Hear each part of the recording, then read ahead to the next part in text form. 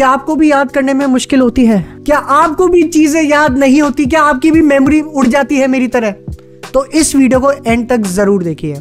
How to learn anything easily, like ऐसे learn नहीं हो जाएगा, इजली।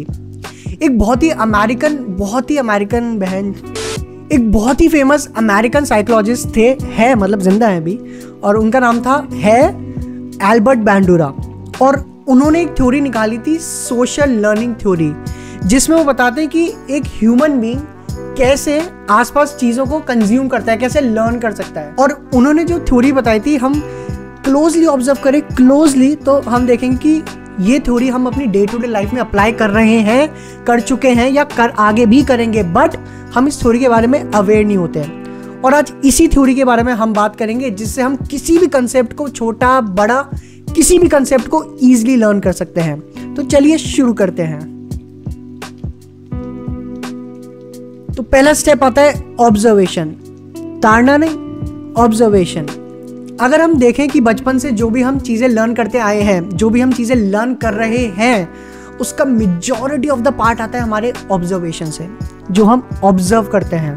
बचपन में सबने साइकिल चलाई ना, गिरे, लेकिन उस साइकिल को चलाना सीखा। क्यों?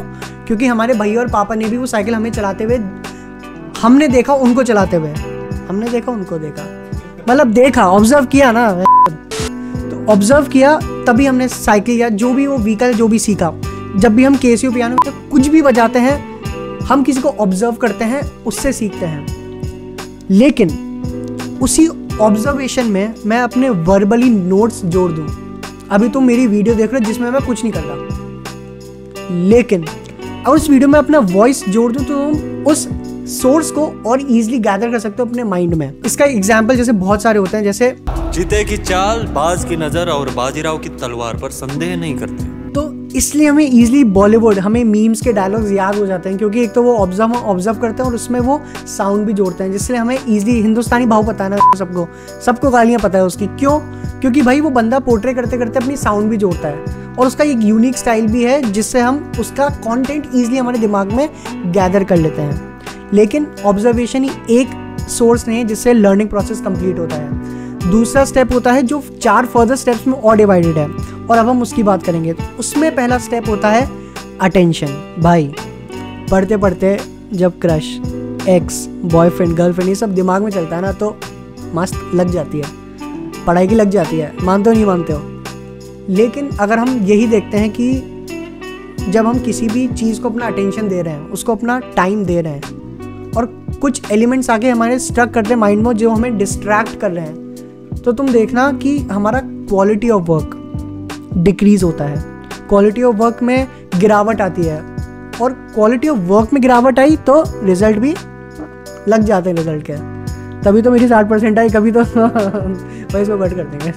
नाउ अगर किसी भी चीज़ को लर्न करने से पहले हम उसका एक अटेंशन फैक्टर जान ले कि हाँ भाई मैं इस चीज़ को अटेंशन कैसे दे सकता हूँ। जैसे मेरे लिए पर्सनली मेडिटेशन बहुत काम करा है। मैं जो भी काम करता हूँ मैंने देखा कि हाँ मेरा क्वालिटी ऑफ अटेंशन इंक्रीज हो गया। मैं अभी आपके सामने बोल रहा हूँ तो मैं फुली अटेंटेड हूँ, मैं फुली प्रेजेंट हूँ। तो तुमको भी यही करना है कि मैं अपना किसी भी चीज़ को गैदर करने से पहले उसका अटेंशन एरिया कैसे इंक्रीज कर सकता हूँ, वो तुम्हारा कॉल है। For me it is meditation. Now हम बात करते हैं दूसरा रिटेंशन की। देखो भाई 12 साल स्कूल के, 3 साल कॉलेज के, मस्त एकदम सब भूल गए। कोई 70 में से 70 लाया, कोई 70 में से 7 लाया। मैं किसी को घंटा याद नहीं है क्या पढ़ाया था, लेकिन कुछ कुछ चीज़ें याद हैं। तो मेन बात वो होती है कि मैं जितना भी कंटेंट या जितना भी सोर्स ऑफ इंफॉर्मेशन कंज्यूम कर रहा हूँ उसमें से मैं रिटेंशन कितना कर रहा हूँ, उसमें से मेरे भेजे में जा क्या रहा है और बैठ क्या रहा है। मेन बात यह है, अगर मैं अपने दिमाग में किसी भी चीज़ को लर्न करने से पहले ही एक तरीका बना लूँ कि हाँ भाई मैं इस चीज़ को रिटेंशन कैसे कर सकता हूँ, लंबे समय तक याद कैसे करता हूँ, मैं मेमोरी में फिक्स कैसे कर सकता हूँ, तो इससे हमारा लर्निंग प्रोसेस ईजी हो जाएगा। फॉर मी, मैं मेरे स्कूल के और कॉलेज के नोट्स में मैं रट्टा मारता हूँ, रोट लर्निंग जो हम इंग्लिश में बोलते हैं, और मेरे लिए बहुत काम करी है। 2 मैं भूल जाता हूँ एग्जाम के बाद, लेकिन for a short period of time it will help. कुछ के लिए होता है नोट्स लिखना। नोट्स लिखना is also a good suggestion कि अगर तुम्हें चीज़ें लंबे समय तक याद करनी है तो नोट्स लिखो, ब्रेकअप की कहानियाँ लिखो। तो मतलब मेन बात वही है कि रिटेंशन, तुम उस जो भी उस सोर्स को अपने भेजे में घुसा रहा हूँ, उसको मैं रिटेंशन कैसे करूँ, टिकाए कैसे रखूँ। ना थर्ड स्टेप आता है रिप्रोडक्शन। भाई वो वाला नहीं, नहीं गंदी सोच नहीं, वो वाला नहीं, ये जो साइकोलॉजिस्ट ने जो थ्योरी बताई उसका रिप्रोडक्शन की हम बात कर रहे हैं। और उसमें होता है जो भी हमने फर्स्ट 2 स्टेप में किया, अटेंशन और रिटेंशन, इन दोनों का plus is equal to retention. Now एक सेइंग है ना कि जो तुमने भी सुनी होगी कि practice makes the one perfect. यहाँ पे वो काम आता है, दैट इज रिप्रोडक्शन। जो भी मैंने अटेंशन किया, जो भी मैंने उस अटेंशन से रिटेंशन किया भेजे में, अब मैं उसको प्रैक्टिकल लाइफ में अप्लाई कर रहा हूँ। मैं उसको एक सही तरीके से, मतलब मैं कुछ एक्शन ले रहा हूँ उसके प्रति, जिससे मुझे वो लर्न और ईजिली हो रहा है। फॉर एग्जाम्पल, मैंने टीचर से पढ़ाई करी, मैंने टीचर को ऑब्जर्व करा वो क्या पढ़ा रही है, जो भी उनने पढ़ाया उसको मैंने रिटेंशन किया। जो उनने पढ़ाया, जो मुझे ऑब्जर्व किया, मैंने उसको 10 में से 8 चीज़ें रिटेंशन करी। उन 8 चीज़ों में से मैं 7 चीज़ें अप्लाई कर रहा हूँ, दैट इज रिप्रोडक्शन। तो समझ में आ रहा है, अटेंशन, रिटेंशन, भेज में क्या घुसा, और नाउ रिप्रोडक्शन। वो वाला नहीं। इससे हमारा लर्निंग प्रोसेस और इजी हो सकता है। और अब तुम क्लोजली देखो कि तुम बोलोगे अरे ये तो हम पहले से ही यूज़ कर रहे थे, मैं खुद यूज़ करता था, लेकिन हमें पता नहीं था। किसी भी चीज़ को अब लर्न करने से पहले हम ऑलरेडी दिमाग में ये बैठा ले कि हाँ भाई, इस चीज़ से मैं अपना अटेंशन कैसे बढ़ा सकता हूँ, इस चीज़ में ऐसा क्या कर सकता हूँ जिससे मेरा अटेंशन बढ़े, मैं ऐसा क्या कर सकता हूँ कि मेरा उससे रिटेंशन भी बढ़े, जो भी मैं सीख रहा हूँ वो मेरे भेजे में ज़्यादा देर तक रहे। और तीसरी चीज़ प्रैक्टिकल, मैं उस चीज़ को अप्लाई कैसे करूँ, मैं टेस्ट दे के करूँ, मैं नोट्स लेके करूँ, दोस्त से बात करूँ, दोनों डिस्कस करें, हाँ भाई तू पूछ मैं आंसर दे। तो अटेंशन, रिटेंशन एंड रिप्रोडक्शन। अब fourth and the last factor की हम बात करते हैं, वो है मोटिवेशन। भाई टू बी ऑनेस्ट, अभी हमारे यूट्यूब पे व्यूज़ नहीं आते, सब्सक्राइबर्स इतने नहीं है, इंस्टा पे फॉलोवर्स नहीं है, लेकिन मुझे पता है कि मेरे सामने ऐसे बंदे हैं जो ये काम कर चुके हैं, जो कर रहे हैं, और उनको इस काम से बहुत ऐसे रिवॉर्ड्स मिले जो मुझे भी चाहिए। तो that's a motivation factor for me.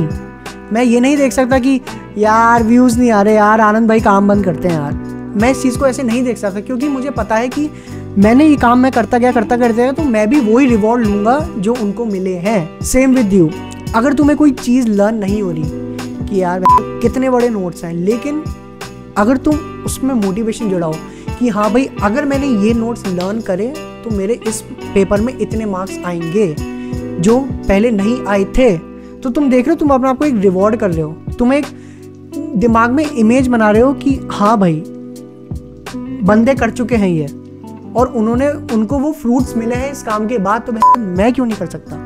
That's what we call motivation. अभी तक हमने 4 मेन फैक्टर्स की बात करी सेकंड स्टेप के। पहला था अटेंशन, दूसरा था रिटेंशन, तीसरा था रिप्रोडक्शन, और चौथा था मोटिवेशन। ऑब्जर्वेशन प्लस वो 4 steps is equal to learning. और इसी के साथ आज हमने इसी वीडियो में ऐसे 4 पॉइंट डिस्कस करे जिसको हम टुगेदर बोलते हैं the social learning theory by the famous psychologist Albert Bandura. और भाई बस ट्राई करो मस्त एकदम, और बस लाइक करो, सब्सक्राइब करो, कमेंट करो, शेयर करो, और मस्त एकदम बढ़िया। Bye bye. क्या था भाई, एल्बर्ट बैंडोरा अमेरिकन, ठीक है गाइस, माइक को नहीं ठोकना। और you just want attention, you know, for me it is meditation। कबूतर चुद रहा है। तुम्हारे साथ जो जो लव लाइफ में हुआ वो सब लिखो, सब याद रहेगा बहन तुम्हें। तो गाइज ये थोड़ा अलग से था। बहन क्या चाह रहा है यार, चल ठीक है वो वाला बोल देंगे, वो वाला रिप्रोडक्शन नहीं, ठीक है स्टार्ट कर, बढ़िया है, नेक्स्ट द वन, ठीक है।